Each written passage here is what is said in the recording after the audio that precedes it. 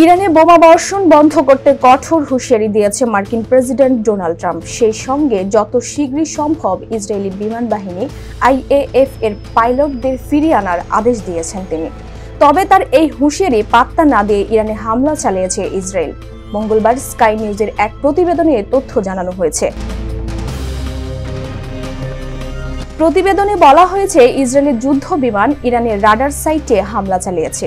মার্কিন president Donald Trump ও ইসরায়েলের প্রধানমন্ত্রী বেনিয়ামিন নেতানিয়াহুর মধ্যকার ফোনালাপের পর ইরানের উত্তরাঞ্চলে এই হামলা চালানো হয়েছে।